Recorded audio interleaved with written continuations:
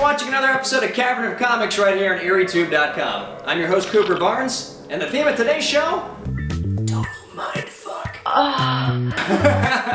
Now they say your cranium is the most erogenous zone in the body, so get ready for a big old nerd boner, because all of today's titles pertain to the brain.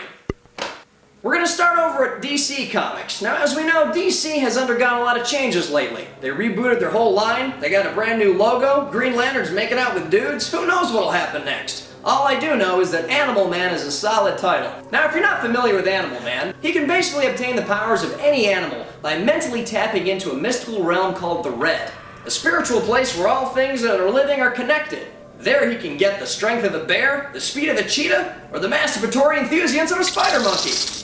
Now, to every sweet deal, there is a flip side, and that's the evil entity that's trying to infiltrate the Red called the Rot, which is basically a source of death and decay and other nasty shit. They want to turn all living things dead. Now, this is a truly frightening adversary, like none I can remember. You remember John Carpenter's The Thing? Well, the Rot can turn any living organism into one of those and come after you.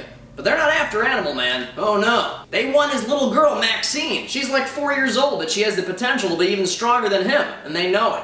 So Animal Man's on the run, knowing that anything he encounters, a dog, a puppy, a bird, can turn into this hideous chud that wants to eat his whole family. It's scary, it's fast-paced, the artwork will give you straight-up nightmares. If you liked Alan Moore's Swamp Thing, I think you're really gonna dig Jeff Lemire's Animal Man. Let's sleepwalk on over to Marvel, shall we? Now, we all know that Bucky Barnes was Captain America's sidekick during World War II, before he was supposedly killed in combat. But in actuality, he was having his brain rewired by the Soviets, and became the ultimate Cold War assassin, the Winter Soldier. They messed with his marbles and taught him how to kill people in ways that makes Jason Bourne look like a pussy. But thanks to his old pal Cap, he's got his memories back, he's living his own life again. He's trying to stay on the straight and narrow. But after 40 years of killing whoever the Rushkies tell you to, you make a few enemies. Now, Ed Brubaker and Butch Guice have been one of my favorite creative teams for a long, long time.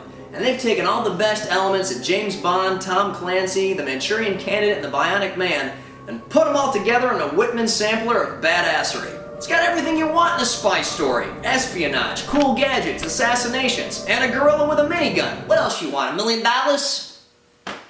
Now, as you all know, Marvel really pissed me off when they killed Bucky last year in their epic turd Fear Itself. But not only did they bring him back, they gave him his own book, and it's really awesome. So, for that, I'm gonna pimp another one of their books here today, even though it's got nothing to do with brains. It's called Avengers vs. X-Men. The cosmic entity known as the Phoenix Force is headed for Earth to possess the body of Hope Summers, the teenage girl that many mutants believe to be the Messiah that will bring them back from the brink of extinction.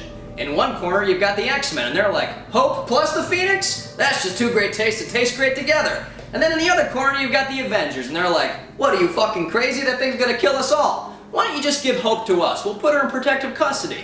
Cyclops is like, you're gonna have to go through me first, bitch. And then Captain America's like, bring it, son! I'm paraphrasing.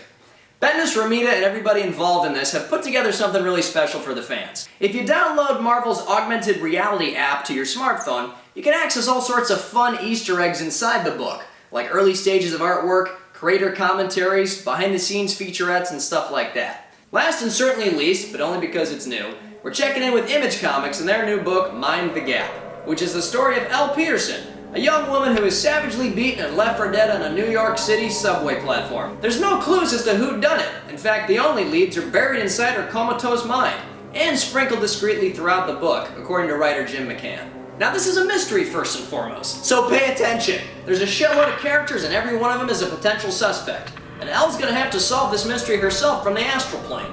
Kinda like a floating Telly Savalas, but with a much nicer ass. Now, there's only been 2 issues of this book released so far, so I'm waiting to see where the story goes. So far, so good. But what really jumps off the shelf is the artwork. I mean, just look at this cover. That's the work of Rodin Esqueo and Sonia Obak, and it's some of the best artwork I've seen in a while. It's enough, actually, to make me recommend a book that's essentially just about an unconscious chick.